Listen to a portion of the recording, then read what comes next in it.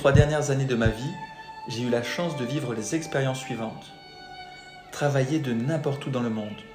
D'ailleurs, ma famille et moi vivons entre l'île Maurice et Marbella. Sympa, non?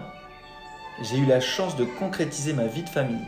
Nous avons maintenant 2 enfants, Charlotte qui a 2 mois et Margot qui a 3 ans.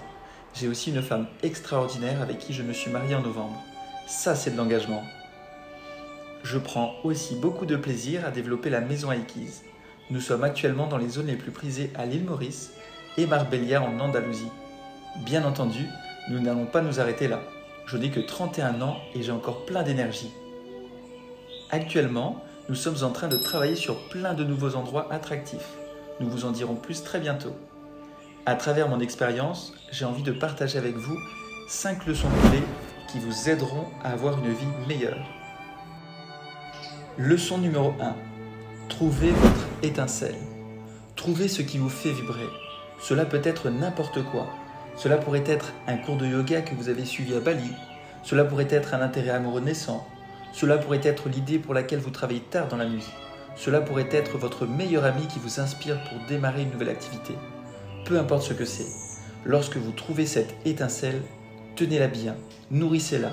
Elle vous propulsera vers de nouveaux sommets et vous aidera à grandir d'une manière que vous ne pouvez même pas imaginer. Leçon numéro 2. C'est soit un oui absolu, soit un non. C'est particulièrement vrai dans les relations et même dans tout ce que vous faites. Si vous avez un pied à l'extérieur la moitié du temps, cela ne fonctionnera jamais. Le véritable amour naît de l'engagement et de l'altruisme. Alors demandez-vous, est-ce un oui absolu ou un non? Ne faites pas de concessions. Lorsque les choses deviennent difficiles, vous aurez besoin de quelqu'un à vos côtés qui soit un oui absolu. La vie est trop courte pour vivre dans une zone de flou. C'est pareil dans tout ce que vous faites. Engagez-vous à 1000%. Leçon numéro 3. La clarté, c'est le pouvoir. Les gens disent souvent des demi-vérités. Une demi-vérité est une déclaration qui ne transmet qu'une partie de la vérité. En particulier, celle utilisée délibérément pour tromper quelqu'un. Les gens font cela pour se protéger ou parfois tout simplement pour manipuler une situation. Apprenez à les détecter. Cela vous fera économiser beaucoup de temps et d'énergie. Et cette énergie, vous en aurez besoin pour votre pourquoi, ce qui vous motive à faire ce que vous faites. Leçon numéro 4. Pour trouver la vérité, observez les actions, pas les mots. C'est très facile de dire ce que vous allez faire. C'est très facile de dire ce que vous ressentez. Mais plus souvent qu'on ne le pense, les mots sont vides d'action. Par exemple, c'est très facile de discuter d'une idée de nouveau business. Mais pouvez-vous en définir le plan d'action et agir dès le lendemain matin avec les premières actions? C'est très facile de dire à quelqu'un que vous l'aimez. Mais que faites-vous chaque jour pour le prouver? Ou quand les temps sont durs? Allons plus loin. Si vous pouvez découvrir les actions des autres lorsque vous n'êtes pas présent, cela vous donnera certainement un aperçu du caractère et de la fiabilité de quelqu'un. Rappelez-vous, des actions, pas des mots. Leçon numéro 5. Celle-ci est capitale. Le temps est votre allié.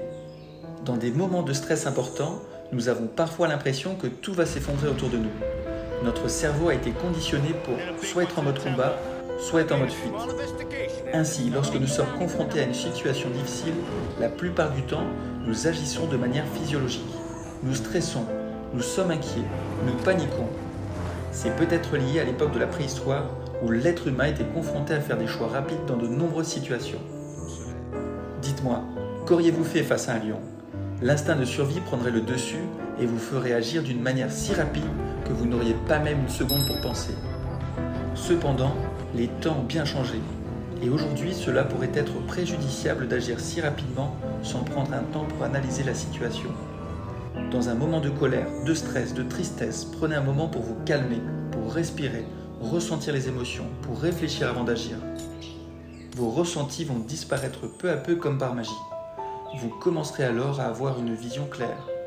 Le temps est votre allié. À vous d'apprendre à l'utiliser.